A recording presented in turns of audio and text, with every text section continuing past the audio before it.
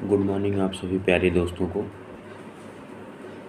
जैसा कि आप सभी जानते हैं कि मेरा सुबह में वीडियो बनाने का मतलब ये है कि मैं अपने विचारों को प्रतिदिन सुबह सुबह साझा करूं, ताकि आप सभी अंदर से मोटिवेट हो सकें और आपको अंदर से एनर्जेटिक महसूस हो सके।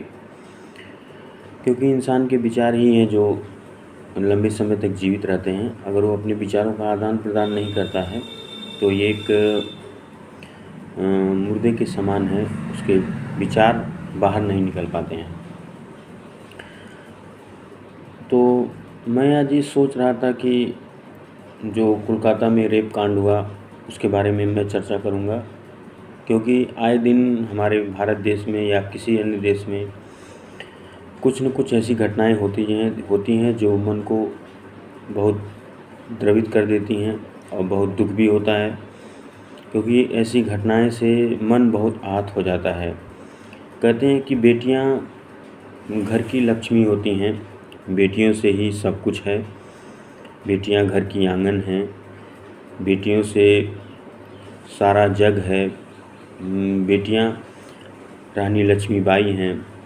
बेटियों को सम्मान, इज्जत, रिस्पेक्ट आज के समय में वो जो है वो उतनी तरीके से मिल नहीं पा रही है, क्योंकि समाज में कुछ ऐसे दरिंदे और ऐसे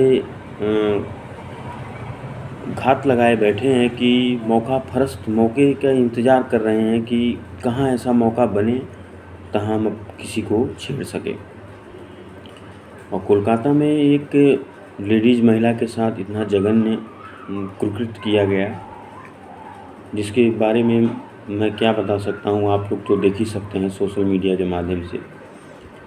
सरकार उनको जल्द से जल्द फांसी सुनाए और उन पीड़ित लोगों को न्याय जल्दी मिल सके, यही हम लोग चाहते हैं और हमारा देशवासी भी यही चाहते हैं।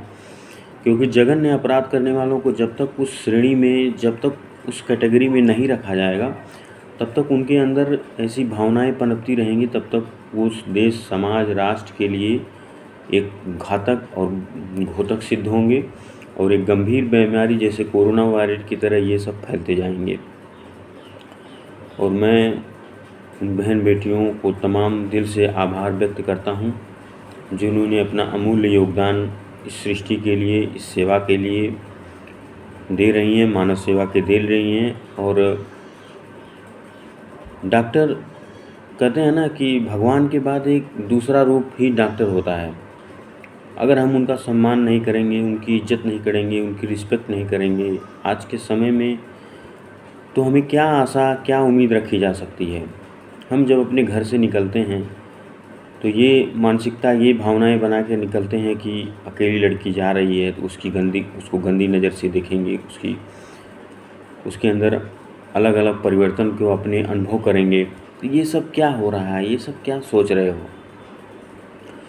आप। घर से निकलते हैं, अपने लोग कहते हैं कि अपनी बहन बेटी होती है, दूसरी की बहन बेटी है। अरे अपनी बहन बेटी होती है, क्योंकि वो भी तो आपकी माँ के पेट से ही जन्म ली है, वो भी किसी की माँ के पेट से जन्म ली है। तो माँ होती है, माँ कहाँ अलग होती है, माएँ तो माएँ हैं। लेकिन सवाल ये उठता है कि आप ऐसा जघन्य और कुकृत अपराध के बारे में सोच क्यों रहे हैं। आपके अंदर काम वासना, कुकृत्य ऐसे, आप भी किसी माँ के बेटे हैं। माँ तो ये कभी नहीं सिखाती है कि जाके रोड पे चलती किसी लड़की को या लड़का को जो है लड़के बदतमीजी कर दे, लड़की को छेड़ दो।